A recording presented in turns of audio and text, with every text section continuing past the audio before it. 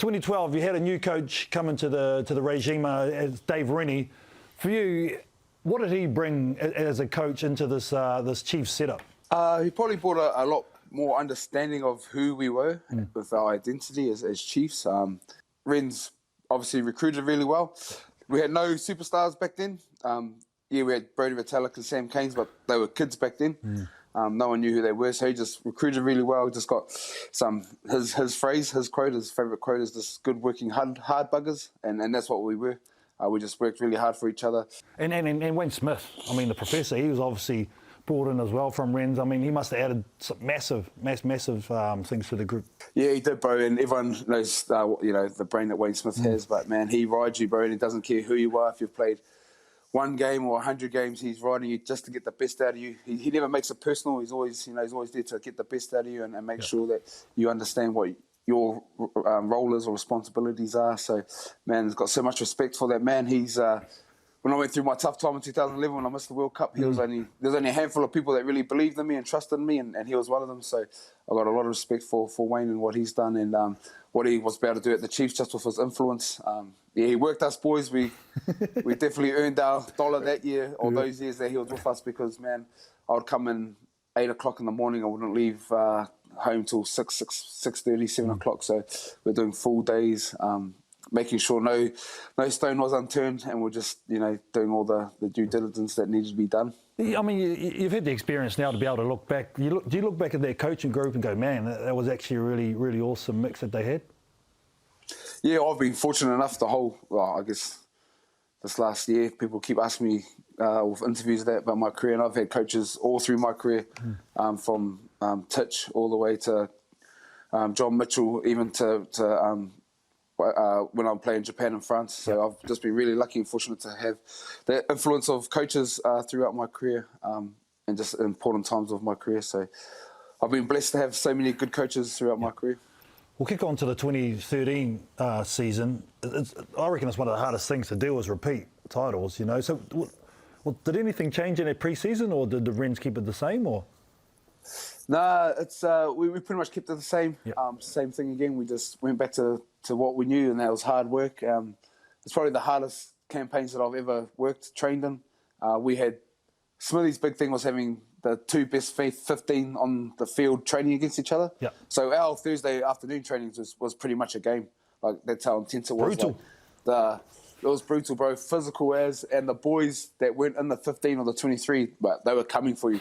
Like, the coaches go up to them and like, you want to play next week? Well, this is where you prove it. And like, they don't tell us. We're just getting ready to play a game. So we're like, sort of, you have to be on every training because these boys that wanted to crack the 23 or 22 back then were just flying and honing in. So, we worked each other really hard. Same thing in 2013. But what I really enjoyed about 2013 is that no one even gave us a chance because 2012 we had a couple of young fellas, but then 2013 no one thought we could go back to back, and we lost some players.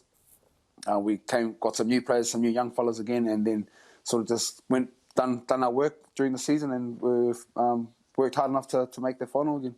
Was there anyone in particular who had a go at you at the Thursday training?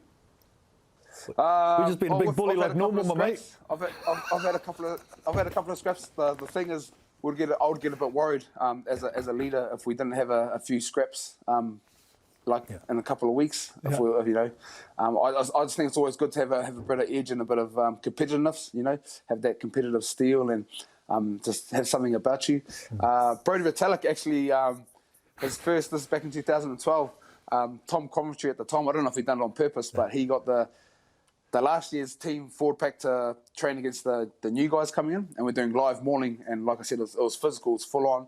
We just ended up having a big punch up, and big Brodie, young Brodie at the time, he's like 19, whatever, sloppy as, just full punch up, and he's in there, not taking a backward step, and I was just like, phew, that's mean, because I remember when I was in the sevens, and we all know Matua Parkson was hell of a player, but he used to love flying in with his shoulders, elbows and whatnot. first. And I remember, elbows first, hit first, and ask later. That's what he told me. But I remember him. I can't remember someone told me, he goes, "Don't worry about Matsi, just hit him back, and then he'll get you respect." So I remember one camp, I sort of just smacked him on the nose. And I was just like, ooh. And I thought he was just going to be a crack. And he just looked at me. He's like, mean boy. And I was just like, ooh. You know, and that's the same sort of thing when I saw Brodie. When Brodie sort of stood there and just went at it, just held his ground and just went toe to toe. And I was like, this kid's got something special about him. And now look, he's done all right. 10 years older and still a bit sloppy. But yeah, he's best player in the world. 2012 and 13 are definitely 2 years that I absolutely enjoyed playing. Like I said, just got a real stronger connection to our people here in the Chiefs area and to the Chiefs and myself as well. I learned so much as a player, as a leader and as a man. So I remember 2011, I missed out on the World Cup and I got challenged. I got challenged on my game and you know I could have gone two ways. I could have just gone overseas and cashed up straight away, or just take all that. I guess disappointment and that challenge and go towards it. And if it wasn't for the Chiefs and Dave Rennie, Wayne Smith, Andrew Strawbridge and Tom Coventry and those years, I wouldn't be where I am today. So I'm super grateful. Worked my ass off to get there. But yeah, super grateful that I had to go through that process. So what was it like for you getting the call-up after that? After all those hard times, after winning his titles, and then finally cracking it again?